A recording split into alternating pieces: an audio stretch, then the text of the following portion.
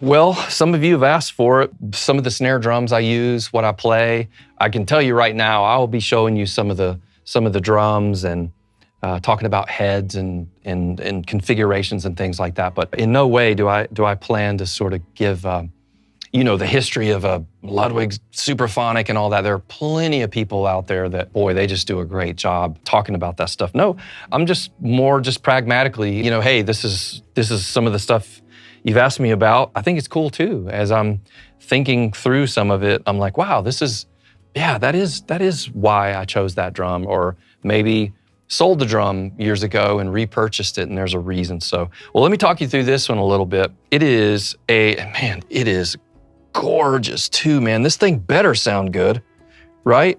This thing better sound good. If I said this is a run-of-the-mill drum, I don't mean that it isn't special, but the fact is it's not like a rare drum. You can get these, all day long, pretty much anywhere. But it is a Ludwig 6.5 by 14 Supraphonic. And is it the 400 or the 402? I've got a 5 by 14 that is the smooth shell with the Imperial Lugs. This one is not. I actually chose this one, although I will get the traditional version of this with the Imperial Lugs and the smooth shell. But this one I chose.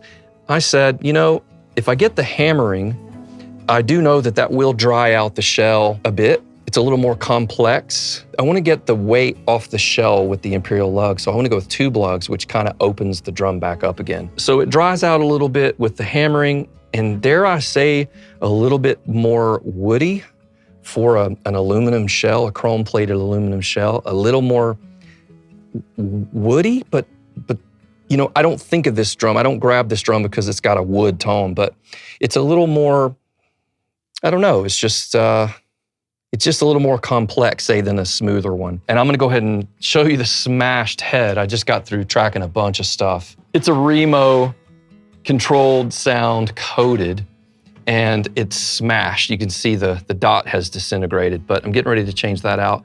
And then I pretty much always go with that top head on almost all my drums, sometimes in clear. And then the bottom is the Ambassador, a snare side weight rather. And I believe this is a Pure Sound 30 strand. And the little, these guys right here, I just got it like Joanne fabric. I find myself looking down here at this beautiful drum, but alas, you're up here with me. So basically, you can get spools of this right here, and I just use that for the little strap. So it's really cool. Yeah, this drum is just gorgeous, just super duper gorgeous. And it does sound amazing.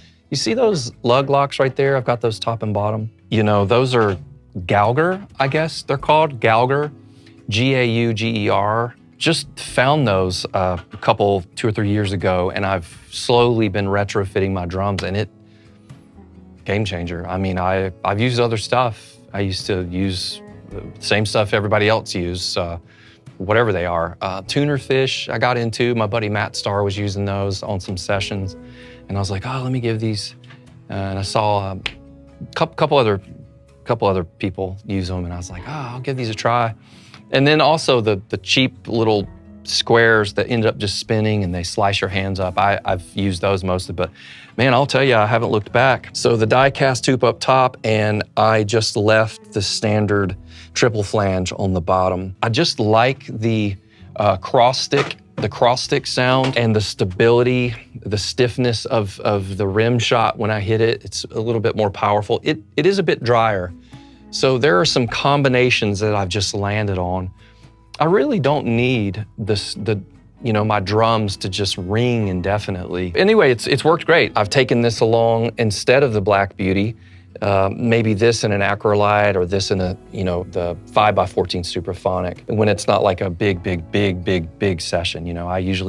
I usually do like to take a handful of snare drums, but it's usually the Black Beauty and the Supraphonic. And man, if I can't do it with those drums, I can't really call this a specialty drum. I'll tell you, man, it just feels like as much of a workhorse drum as the Black Beauty and the other Supraphonic. It is big sounding. It's very musical. I can't really explain it.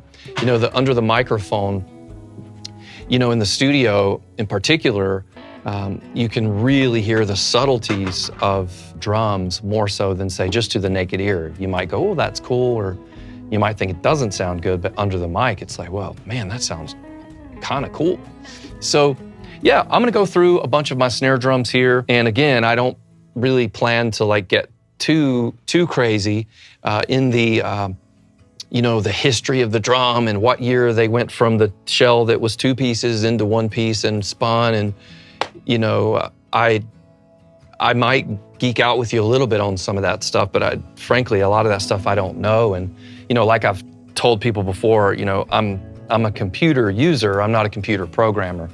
I like to know a little bit of that, but I'd rather know how to use and, you know, choose it by how it sounds. And I don't necessarily know every little thing about it, but it is kind of fun. Yeah, so if anyone knows anything about this drum or historically or anything, or their thoughts, or maybe they have this drum, or maybe you have this drum in a different, maybe you have it in copper, or you've got this with the Imperial Lugs. Like I said, there are plenty of other channels if you want to get all the granular information about the history. That's not what this video is. I thought I would just talk to you a little bit about some of the snare drums I have. I've been asked, some of you have asked about my snare drums and heads and what heads on that and what heads on the toms and the kick and everything. And so to me, it's just what I do. I don't really think a ton about it as much maybe as I did, but I love this stuff too. And when I start thinking about it, I'm like, oh yeah, that is why I chose that. So the Ludwig Supraphonic 6.5 by 14 hammered, and that is chrome plated aluminum, I can tell you that much. And I've got a die-cast tube up top, a triple flange tube on the bottom. Hopefully you didn't mind my rambling too much, but I just, you know, I should just get a carousel and just let it, this thing better sound good. It sure looks like it sounds good. Rest assured, it sounds great. Hopefully you enjoyed that.